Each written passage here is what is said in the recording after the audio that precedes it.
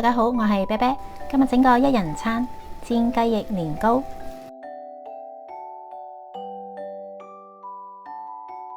用一個平底鍋就做到。我哋而家即開始啦。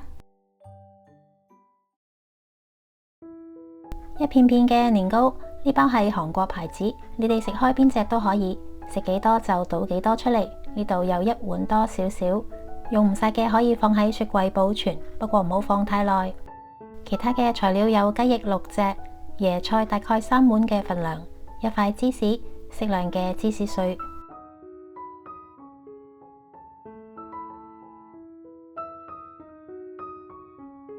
雪藏嘅雞中翼，解凍之後用手捏出血水，血水會喺骨嗰度見到。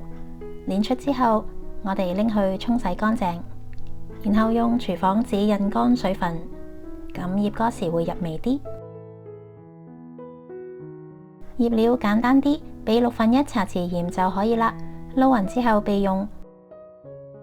椰菜切絲，椰菜洗咗先切，或者切咗先洗，就隨自己中意。落少少油喺個平底鍋度，放雞翼皮向底，冚蓋，用中細火煎1分鐘，然後反轉，另一面都係煎1分鐘。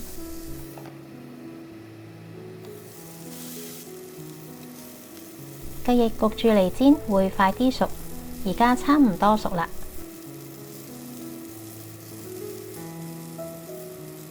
我放咗少少黑椒，咁會香啲。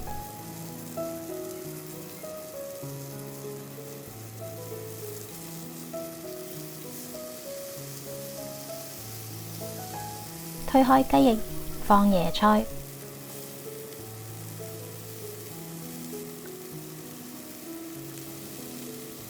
撈一撈椰菜，然後撥埋一邊，落年糕，落1湯匙嘅水喺年糕嗰邊，撈下佢，然後再落2湯匙嘅水喺年糕嗰邊，逐少咁落水，因為淨係想年糕吸水。冚蓋轉細火煮20秒，然後撈下年糕。年糕調味有1茶匙嘅生抽，半茶匙嘅麻油，撈下佢，放椰菜喺年糕面，反下啲雞翼，冚蓋繼續用細火焗煮半分鐘。有需要嘅就加1至2湯匙嘅水，椰菜都會出水。呢隻年糕好快熟，我中意年糕煙煙韌韌，所以唔會煮好耐，因為越煮會越腍。中意食辣嘅就放少少辣椒油，最後落芝士，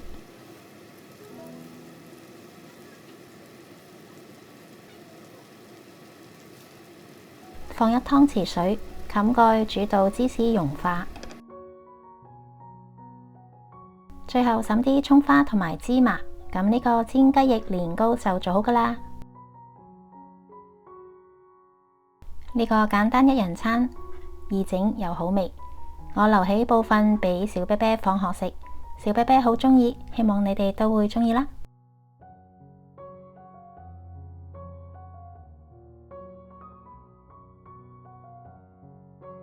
我哋每個星期都會出一啲簡單嘅家常菜食譜，未諗到想食咩好，煮咩好，可以隨時上嚟睇下。未訂閱嘅朋友，歡迎訂閱撳鐘仔。如果可以嘅話，請幫忙分享我哋嘅頻道出去。多謝你哋嘅支持同收睇，我哋下集再見。